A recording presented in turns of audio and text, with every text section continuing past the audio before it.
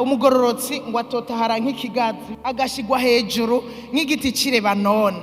Burya aya majambo yasomye niworeka kwiyumvira igituma bagereranije umugororotsi n'ikigazi, igituma bavuze ngo azoshigwa hejuru nk'igiti cy'irebanoni. None umugororotsi atotahara nk'ikigazi. Mbega ikigazi kimeze gute? Ikigazi mutabiranduye biragumaho, ikigazi kiraramba kikamara imyaka myinshi. Bisigura ngo umugororotsi ategerezwa kuramba mu izina rya Yesu. Imana imujanye burya iba ari imyaka yiwe nyene iba ari ijya nyene Imana yagenye. Ndakwatuye ko kuramba muri uyu mwaka mu izina rya Yesu.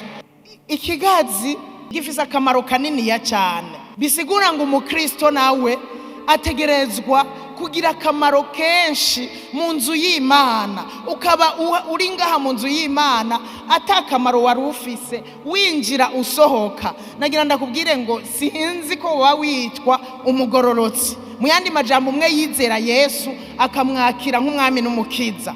Bishoboka ko woba umuco waraje mugabo ukawanka ukabusigaye uri kurakora ibibi.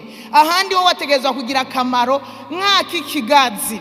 Umugororotsi akwiye gutotahara nk'ikigazi gitanga amavuta akaba muri twebwe mu izina rya Yesu. Ukubera umwaka w'amavuta mu izina rya Yesu.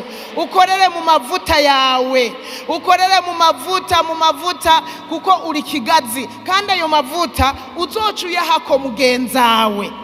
Mugeze kuri mugenzawe ntuze umuzimye, ariko umuha amavuta mu izina rya Yesu. Umuhe umudomeke nawe aronka amavuta mu izina rya Yesu.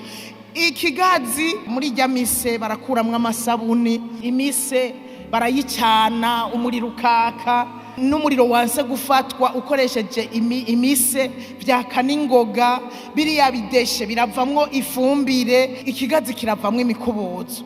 Umwanditsi wa Zaburi yavuze ngo umugororotsi azototahara n'ikigazi. Mu yandi majambo azogira akamaro kenshi kanini ya cyane mu nzu y'Imana no hanze y'inzu y'Imana nk'ikigazi.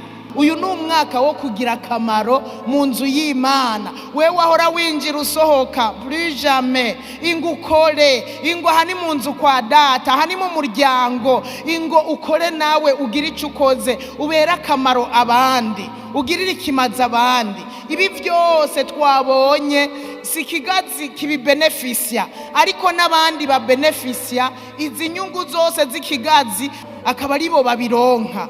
Amavuta, amikubuzo ni twebwe tubikoresha, si kigazi. Ni kwa kundi tuvuga ngo nta wirya ivyamwa, tubere abandi abakamaro cyane. Nukuvuga mu nzu y'Imana nimba ugomba ko ndakubera uwikimazi, nawe umbere uwikimazi, ubere n'uwikimazi abandi, dusange turiko turabera bikimazi benshi cyane. Ntuzusubire kwicara muri uyu mwaka wo gutotahara, totahara bigaragare bimenyekane, na mwene data ashikigwe mu izina rya Yesu Kristo.